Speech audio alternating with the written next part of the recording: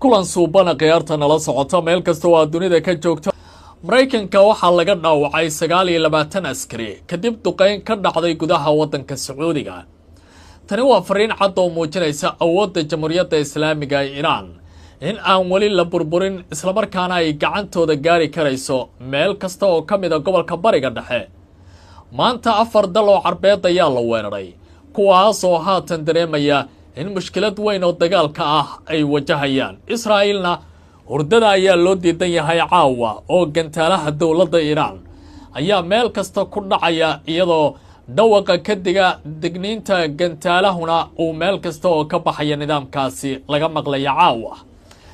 Waxaa muuqanaya Israa'iil inay hoyan la'dahay xilli Trump uu dalbanaya in dagaalka xal degdeg loo helo. Dagaalku waxa uu galayaa bishii labaad. Maxaa iska bedelay istiraatiijiyada Mareykanka? Maxay tahay dawladda Iran waxyaabaha lagu bartay damaca Israa'iilna hadda xaggee gaaraya? Barnaamijka ayaan si gaar ah ugu falanqayn doonaa khiyaarta in nala socotay oo aan ku faaqadaya caawa. Qodobada kale oo aan idin hayo waxaa ka mid ah oo aan barnaamijka ku qaadaa dhigaya haddii uu Rabbi saamaxo. waxaa si isdaba joog ah dalalka qaliishku ay haatan u dareemayaan wajigabax markii dawladda Iran ay xaqiijisay dagaalada inay guulo badan ka gaarayaan. Bahrain, wadamo ay ka mid tahay Imaaraadka iyo Sacuudi Arabiya waxay helayaan fariin xoogan. Gantaalaha dawladda Iran ay adeegsanaysa caawa maxaad ka taqaanaa oo ashqaraar dhalinaya? Qodobadaasi xogtii ugu dambeysay ayaan rabaa inaan kula wadaago iyo waliba Israa'iil oo markan ay ku dhowdahay gacanta inay daagto. Wadahadal ayaa hadda soconaya baa la leeyahay la doonaya Xuutiga in loogu jawaabo. Jawaabta Israa'iil maxay noqon doontaa? Maxay bartilmaamaysan doonaan? Yaase laga yaabaa madaxda ay doonayaan inay calaamadeeyaan oo ay rabaan in ay ka qaarajiyaan kooxda Xuutiga ee wadanka Yemen. Gantaalaha dawladda Iran ay tuurayso hadda jawaabahoodii si rasmi ah ayaa loo hayaa. Sacuudi Arabiya waxa uu la kulmayaa wajigabax ka duwan kii hore iyadoo Mohammed bin Salman uu horay u diidanaa dagaalka in la joojiyo sida ay ku warameen qaar ka mid ah warbaahinta gobolka ee falanqeynaya dagaalka. 29 askari ayaa haatan wararku sheegayaan oo dawladda Mareykanka Sacuudiga u joogay in ay ku dhaawacmeen garoonka Amir Sultan iyadoo maantana magaalada Riyadh laga badbaadiyo dhowr ka mid ah sawaariiqda dawladda Iran ay halkaasi ku soo tuureen. wargeyska Ra'yul Yawm la yiraahdo waxa uu leeyahay warar soo baxaya ama laga helaya ilo warbaahineed oo caalami ah ayaa sheegaya in ugu yaraan 29 ka mid ah askarta Mareykanka lagu dhaawacay weerar isxigxigay oo Iran ku qaaday saldhigga Amir Sultan ee dalka Sacuudiga toddobaadkii la soo dhaafay. wakaaladda wararka ee Associated Press oo AP loo yaqaano ayaa sheegaysa iyadoo xiganaysa ilo xog ogaal ah in weerar gantaale iyo diyaarado aan duuliyo lahayn isugu jiray lagu beegsaday saldhiggaasi, taasi oo keentay dhaawacyo kala duwan oo soo gaaray ciidamadii halkaasi ka howlgalayay. sida laga soo xigtay warbaahinta Iran ayaa jimcihii waxa ay ku warantay in saldhigga 6 gantaal lagu dhuftay oo baalistiga iyo 29 ka mid ah diyaaradaha iswada. taasi waxay keentay dhaawaca 15 ka mid ah askarta halka 5 kale xaaladooda lagu sheegay inay culus tahay oo ay aad u liidato. waxaana weerar kale oo dhacay lagu dhaawacay 14 ka mid ah askartii halkaasi ku sugnayd. wadarta dhaawacu waxay ka dhigaysaa buu leeyahay wargeyska 29 ka mid ah askarta Mareykanka. wargeyska ka soo baxa dalka Mareykanka ee The Wall Street Journal la yiraahdo ayaa isna tilmaamaya in 12 ka mid ah askarta Mareykanku ay ku dhaawacmeen weerar kale oo isla saldhiggaasi lagu qaaday iyadoo la tilmaamay in qaar ka mid ah askartu ay ku sugnaayeen dhismo si toos ah loo beegsaday, taasi oo keentay dhaawacyo culus oo xitaa qaarkood uu soo gaaray kuwa maanka ah oo iminka maandhayd lagu samaynayo oo la baxnaaninayo. ila xog ogaalo waxa ay sidoo kale xaqiijinayaan qaar ka mid ah askarta inay walaf qaadeen markii ay u dulqaadan waayeen awoodda gantaalaha dawladda Iran ay tuurayso. iluhu waxay sidoo kale xaqiijinayaan in weeraradaasi ay waxyeello gaarsiiyeen diyaaradaha shidaalka siiya kuwa dagaalka ee Mareykanka oo saldhiggaasi ku sugnaa ama diyaaradaha booyadaha hawada loo yaqaano. khasaarahaasi waa sii kordhaya waxaana hadda la helayaa tirada rasmiga ah ee askarta Mareykanka ee dhaawacyada ay ka soo gaareen dagaaladan sii xoogaysanaya. warbaahinta caalamiga waxay tilmaamayaan in tirada guud ee Iiraan ay ka dhaawacday askarta Mareykanka ee gobolka Bariga Dhexe ay gaarayaan 300 oo askari iyo tiro intaasi ka sii badan. meelaha ugu badan ee dhaawacyadu ay ka soo gaareenna waa dalka la yiraahdo Sacuudiga. wasaaradda gaashaandhigga Sacuudiga maanta waxa ay tilmaantay in gantaal baalistiga iyo 3 diyaaradood oo iswada oo drone laga badbaadiyay hawada magaalada la yiraahdo Riyadh ee caasimadda dalka Sacuudiga ah. Maxamed bin Salmaan marka waxa uu dareemayaa weerarada dowladda Iiraan inay yihiin kuwa si rasmi ah xaggiisa ugu socda. dhinaca Iiraan ugu yaraan 5 qof ayaa warar ku sheegayaan caawa in la dilay 7 kalena ay dhaawac soo gaareen kadib markii diyaaradaha Mareykanku ay ka fuliyeen gobolka la yiraahdo Sanjaan sida ay sheegayso wakaaladda wararka ee Faris News Agency oo dhacdooyinkii ugu dambeeyay dowladda Iiraan wax ka qortay. iyadoo ay sidaasi tahay dalka Iiraan waxa uu weeraray ugu yaraan 4 wadan oo ka mid ah dalalka Bariga Dhexe ee Carabta oo kuwa qaliijka ay ku jiraan. Imaaraadka Carabta waxay caawa ku warameen in 5 qof ay ku dhaawacmeen magaalada Abu Dhabi kadib markii haraadiga gantaal la soo riday uu sababay dab ka kacay goobaha dhaqaalaha ma dhahayaan gantaal fakaday. Bahrain dab ayaa ka kacay xarun la beegsaday iyadoo seerida digniinta laga maqlay magaalooyin dhowr jeer oo kala duwan taas oo ka dhigan dowladda Iiraan ee weerar qaaday.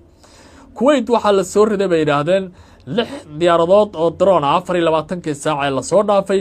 Sacuudigana waxa uu xaqiijiyay inuu burburiyay gantaale iyo diyaarado. 4taas wadan caawa gobolka Bariga Dhexe wadamadii Carabta ayay ku dhacayaan. wax yar uun kadib markii Mas'uud Pezeshkian madaxweynaha dowladda Iiraan uu ku dhawaaqay dagaalka inuu soo xoogaysan doono. Israa'iil qudheeda caawa ma alfana oo dhibaatooyin xoog la ayay la kulmaysaa. waxa ay tilmaamayaan in gantaale laga soo tuuray Iiraan iyo kuwa xisbiga ay soo tuureen ay la kulmayaan dhibaatooyin xooggan oo Israa'iil iminka soo gaaraya.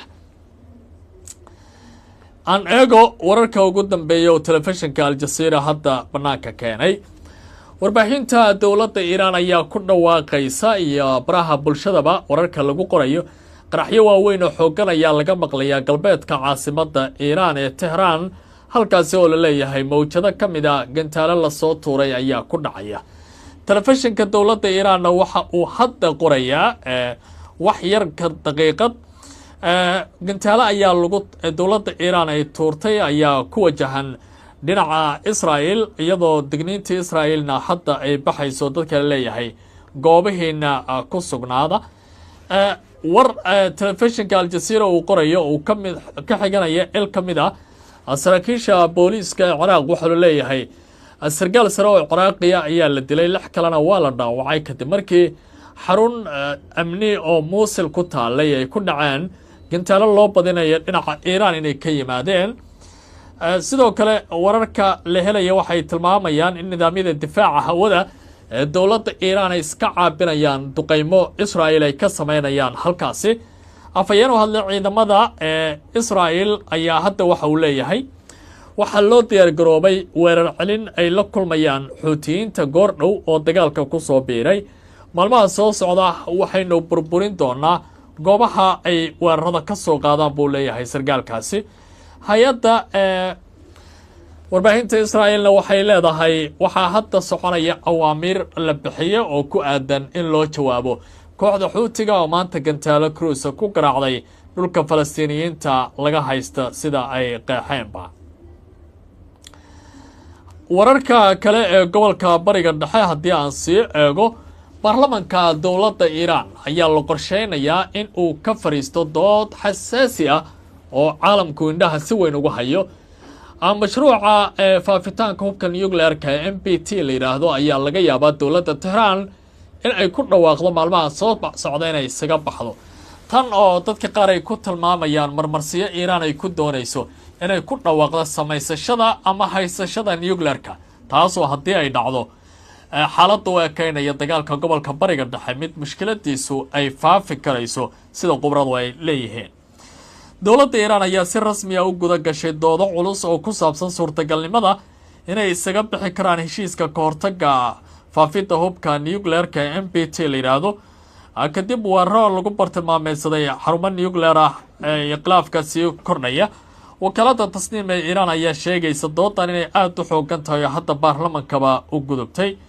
waxay sidoo kale ka dhalatay markii dowladda Iiraan ay ka ganacsacday kana xanaaqday baa la yiri hay-adda atomikada qaramada midoobay in aanay cambaarayn duqeymihii lagu sameeyay xarunta Natanz ee nuclearka iyo waliba Rafael Grossi in loo arko nin basaasaya xarumahaasi iyadoo Mareykanka iyo Israel ay ku soo gabanayaan kormeerka goobaha nuclearka ee dowladda Iiraan. warbixintu waxay sidoo kale tilmaamaysaa tani ma aha bay leedahay dowladda Iiraan in aan doonayno inaan samaysano hub nuclear laakiin waa xaqa ay ka tashiga wadanka madax banaanida nuclearka iyo waliba in dalkaasi uu noqdo mid isaga horumar ka gaari kara arrimahan. 1970 ayay dowladda Iiraan heshiiskaasi saxiixday oo in ka badan 180 dowladood ay qayb ka yihiin. qodobka 10aad ee heshiiska la saxiixay ayaa dhigaya in dowlad kasta ay xaq u yeelan karto inay ka baxdo heshiiska maadaama ujeedadu ay tahay in 3 bilood ka hor la ogeysiiyo qaramada midoobay gaar ahaan dhinaceeda arrimaha amniga ee caalamiga ama golaha ammaanka haddii si kale loo dhigo. maanta dagaalka waxa uu galayaa bil koowaad inay u go'day oo bishii labaad la guda geli doono xilli dowladda Iiraan ay u babac dhigtay dowladdii adduunka ugu xooga badnayd iyo nidaamka Israel oo lagu kabay oo ka mid ah dalka labaad sida la tilmaamo sida ku qoran majalada Global Firepower gobolkaasi ugu awoodda badan marka Turkiga laga yimaado in ay aad si xoogan u sameynayso. laakiin dowladda Mareykanka istiraatiijiyadii dagaalka waxay u eg tahay inay ku fashilmeen halka Israelna ay wadnaha farta ku hayso. dowladda Iiraan gantaleeda Khaybar Shakan, Cimad, Sijil iyo waliba Khaybar Shah kan la yiraahdo afar loo yaqaano ayaa waxay yihiin gantaalaha ugu awoodda badan ee hadda ay adeegsanayso dowladda Iiraan. macadda sida looga adkaan karo iyadoo wali dagaaladu ay waji kale oo hor leh yeelan karaan.